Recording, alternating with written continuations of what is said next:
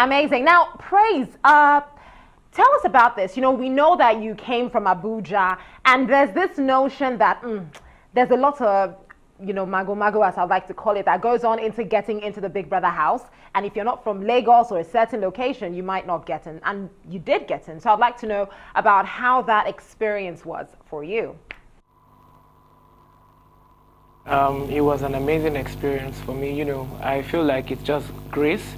Sitting in front of my home and just, recording a video and sending to the Big Brother official page saying I would like to be in the Big Brother this year. And, just doing it without even hesitating. And it materialized. And just like a dream, I found myself in the Big Brother house, and it was so exciting. Amazing. So what are your thoughts on, like what I mentioned earlier, people who feel like this show is just a big distraction? Some people have gone as far as saying that this show has no value, that it's just a bunch of, anyway, let's not even go into the details of how people have described Big Brother. To you who attended the show, you were in the house, do you see, any sense to this apparently nonsense that some people would call it? I wouldn't say that. I would say no, because Big Brother is not just a show where people just go have fun and come out. It's an educating show too. We are given tasks. We're pushed beyond our boundaries. Our first major task in the house was even for care workers, health workers. It made us really understand how not easy it is to be a health worker, in Nigeria, in the world. So I feel like Big Brother, apart from the fun part, also it's very educative for youths in Nigeria. Educative. Let's talk about your experience in the house, Praise. I'd love to know. You had so many highlights. A lot of people loved the whole hair earring vibe. Lots of people loved your vibe with Katrina. Lots of people also loved your vibe with Lucy. And then we got confused, like, what's really going on? Tell us about that. With Katrina, we bonded first. She was the first person I, got close to in the house, and we became very good friends. And we had conversations about our life, before Big Brother, and we got to know each other, and we became friends. And for Lucy, too bad later in the game we got close. I got to understand her personality. I got to understand why she does what she does, and we clicked right away. Apart from the fact Lucy liked me very well, I cared about her as a person, and I wanted to be the person, who would always, put Lucy in check when she's maybe overreacting and all that. So that's pretty much what was going on between Katrina and Lucy. Interesting. Now, we know Katrina has been evicted as well. Have you guys linked up since she came out of the house as well? Are you guys going to stay friends, or is it just, pure business? Leaving the Big Brother house, I've had a lot of, media rounds to do, or I've not met with Katrina, but definitely we would be friends outside the house. Praise. A lot of people would liken being in the Big Brother house to the lockdown, just being in isolation by yourself. You don't have your phone, you don't have family, and it can really get to one's mental health. One of the things we noticed was we saw a few flare-ups. There was a particular period where you specifically said, when I become head of house, you all are, I wouldn't want to use the word you use, but practically messed up. So looking at how that, because from outside it looks like it's just fun and games. These guys are enjoying, they're about to get a lot of money. But being in there, how does it affect your mental health?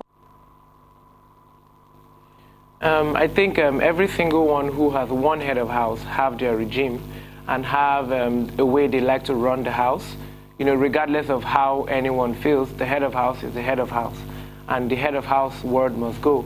So at that point in time, some things didn't sit well with me, and that's why I made the statement that if I become the head of house, I'm going to set a lot of things straight. So it wasn't really in a bad way, but when you have that power, then you can impute what you want to impute into the house living arrangement. Although you didn't really touch on how it affected your mental health, would you say it was like nothing changed for you? Did you ever feel lonely, depressed, sad, or the environment in the house made all of that non-existent? Yes, as a human being, yes, definitely. There were times where I felt like giving up. There were times where I felt like just going into the diary room and telling Big Brother, I want to go home. There are times where we had misunderstandings. There are times where I was misunderstood. And there are times where there were fights in the house. And, at the end of the day, after having a fight with someone, you really want to go far away from the person. You don't even mind not seeing the person for a few days, but whatever fight you have with somebody, you're still going to wake up to see that person every morning. So it was challenging. Yeah, mentally, physically, emotionally, it was a very challenging ride. The fact that you always put your identity first. You're like, listen, I'm a dancer, I'm from Abuja, and you let people know that. And you've also spoken about the way dancers in Nigeria are treated financially, work ethic wise, and you want to do something about that. I think that's something you really try to sell being in the house. So tell us some more about the way dancers are treated and how you intend to use your now established platform to change that. Like I said, musicians need dancers to make their video colorful. People need dancers to perform in their events to make it colorful. So we don't get enough credit. I've been in situations before Big Brother where I go to somewhere and I say I'm a dancer and someone says, is that a profession?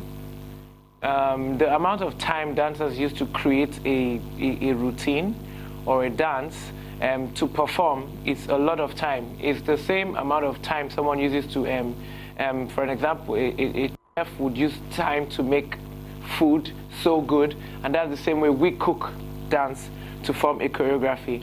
And a lot of things we get as dancers is I'll give you a platform, I will showcase you, the world will see you and all that. And at the end of the day, we need to get paid because it's our time, energy, and money, and every single performance we do and we charge people, they try to beat it down because at the end of the day, they'll be like, is it not just a 5-minute dance?